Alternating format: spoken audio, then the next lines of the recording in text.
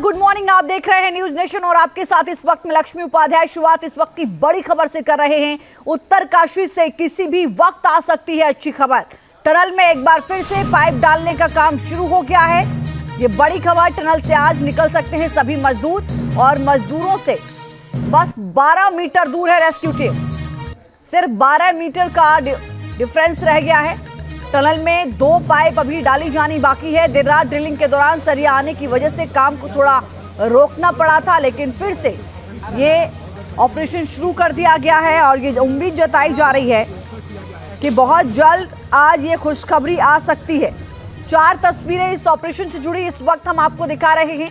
Operation जिंदगी लगातार चल रहा है। 12 मीटर की दूरी है। 12 दिन से 41 मजदूर फंसे हुए हैं। पिछले 48 घंटे में क्या चुनौतियां आई और उससे कैसे निपटा गया है, यह भी एक रिपोर्ट के जरिए आपको दिखाते हैं।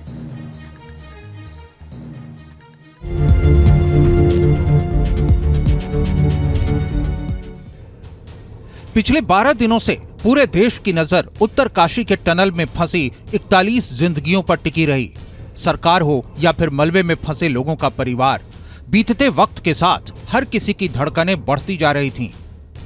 21 नवंबर की सुबह एंडोस्कोपी के जरिए जब कैमरा टनल के भीतर गया तो जिंदगी की जंग लड़ रहे लोगों की तस्वीर पहली बार पूरे देश ने देखी।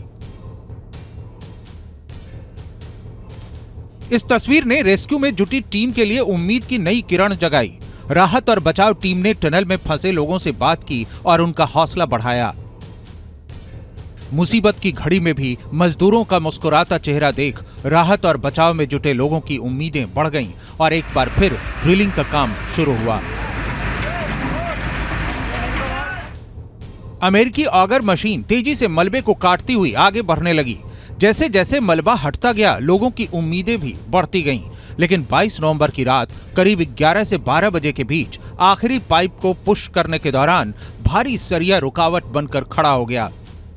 बुधवार रात तक रेस्क्यू ऑपरेशन पूरा होना था। सारी तैयारियां कर ली गई थीं।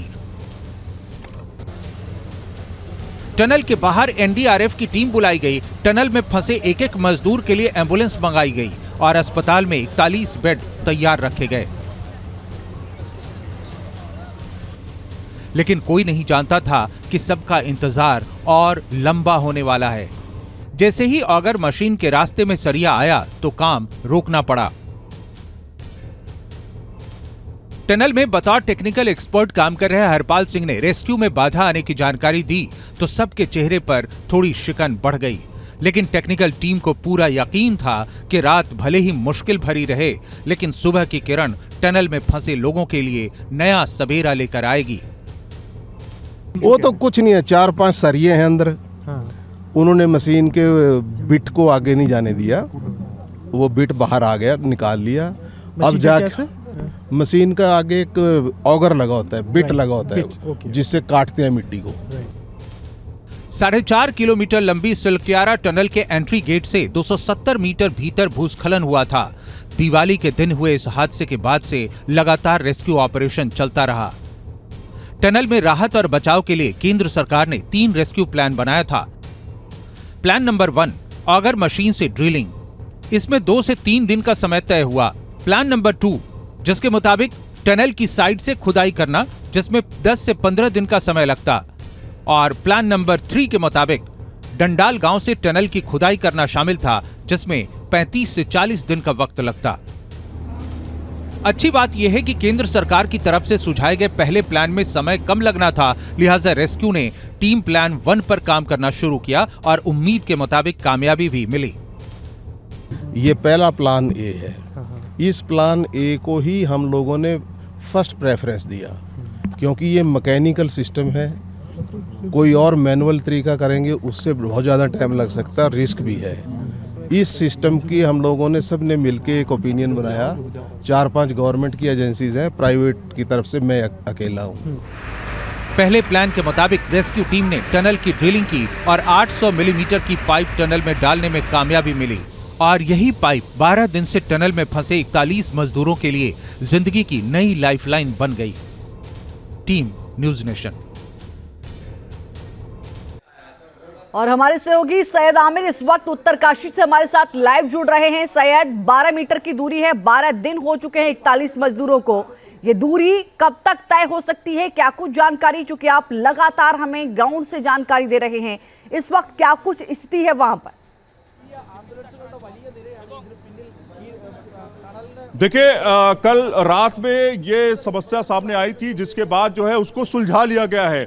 इस वक्त की सुबह की सबसे बड़ी खबर ये है कि जो परेशानी आई थी, जो 4 आयरन रॉड थी, 4 आयरन रॉड कुछ बुला के इस तरह की आयरन रॉड थी, जिसको फिलहाल हटा दिया गया है, अवरोध को खत्म कर दिया गया है। और ये बहुत बड़ा अवरोध था। इससे पहले भी इस तरह के कई अवरोध आए हैं, जिसमें जो ड्रिल करने वाला सिस्टम है वो पूरी तरीके से विफल हो गया। इसमें जो अमेरिकन ऑर्गन मशीन है वो अब से कुछ ही देर में स्टार्ट हो सकती है, और अगर स्टार्ट हो जाती है तो ये माना जा रहा है कि कुछ ही घंटों के अंदर वो पाइप जो है 12 मीटर अंदर चले जाएंगे। 2 पाइप बाकी हैं, सिर्फ 2 पाइप। कल शाम को जब ब्रीफिंग हुई थी तभी बताया गया था 45 मीटर पाइप अंदर चला गया। उसके बाद से कोई काम ही नहीं हुआ है, यानी कि पाइप अंदर नहीं गया है, क्योंकि ये अवरोध आ गया। अवरोध आने की वजह से उस पर ये जो ड्रिल मशीन है उसे आयरन रॉड को काट नहीं सकती है, क्योंकि इसके ब्लेड जो हैं वो इतने पावरफुल नहीं हैं कि वो आयरन रॉड को काट सकें। इसलिए बाकायदा उसको गैस कटर से काटा गया है,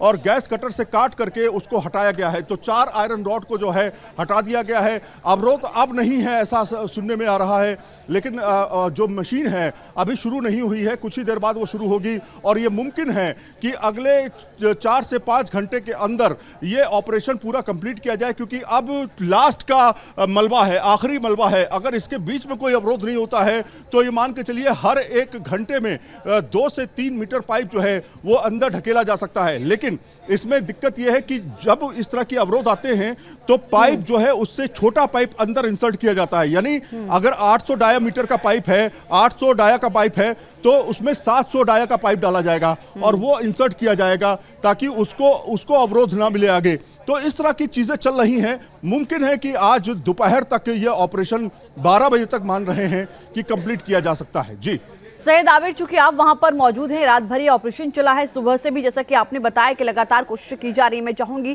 कि आप उस ऑपरेशन की तस्वीरें भी हमें दिखाएं, ग्राउंड पर आसपास किस तरीके की तैयारियां हैं इस वक्त, जरा उन तस्वीरों के जरिए हमारे दर्शकों को समझाइएगा। देखिए, हम आपको दिखा रहे हैं कि ये जो टनल है, इस टनल के पास में हम इस समय मौजूद हैं। यही वो टनल है जिसमें बीते 12 दिन से मजदूर फंसे हुए हैं। लगातार काम किया जा रहा है। आसपास की तस्वीरें आप देखिए, यहाँ पर वो तस्वीरें हम आपको दिखा रहे हैं जहाँ पर लगातार लाइट में 24 घंटे यहाँ पर काम होता है, और यहाँ के अंदर जो मौजूद डिब्री है या मलबा है वो आपको यहाँ से दिखाई दे सकता है। कुल मिलाकर के यहाँ पर जो पैरामिलिट्री फोर्सेस के जवान अभी आपको दिखाई दे रहे होंगे, लेकिन इसके अंदर काफ़ी काम हो रहा है, काफ़ी टेक्नीशियंस अंदर मौजूद हैं। दूसरा ये कि जो 6 इंच पाइप है उसके ज़रिए जो है उनसे लगातार संपर्क हो रहा है। जो मजदूर अंदर फंसे हुए हैं उनके साथ वीडियो पे बातचीत हो रही है, और ये भी सूत्र बताया जा रहा है कि अब ऑडियो वाला जो वीडियो कैमरा है वो अंदर भेजा जा चुका है। तो इससे जो है कम्युनिकेशन और स्ट्रांग होने की बात सामने आ रही है। जो हर्डल्स हैं वो सामने भी आए हैं। माना जा रहा था कि कल ये माना जा रहा था कि शाम तक और देर रात तक जो है ऑपरेशन कंप्लीट कर लिया जाएगा, लेकिन 4 आयरन रॉड के आने के बाद मिलने के बाद जो है इसमें बड़ी बाधा आ गई, जिसकी वजह से ये ऑपरेशन जो है 8 से 10 घंटे जो है डिले हो गया।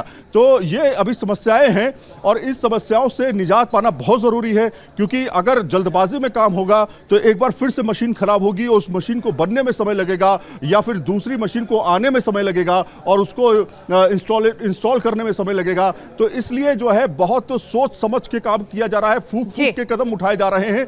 तो ये लगातार इंजीनियर्स हमें बता रहे हैं कि हम जल्दबाजी बिल्कुल नहीं करेंगे। कहीं भी अवरोध आएगा तो उसको हम पूरी तरीके से टैकल करेंगे और उसके बाद ही आगे बढ़ेंगे। तो ये माना जा सकता है कि अब आज से अभी से करीब 6 से 7 घंटे में कुछ बड़ी खुशखबरी देखने को मिल सकती है। चलिए सैयद आमिर, चूंकि आप ग्राउंड पर मौजूद हैं, अपडेट हम आपसे लेते रहेंगे।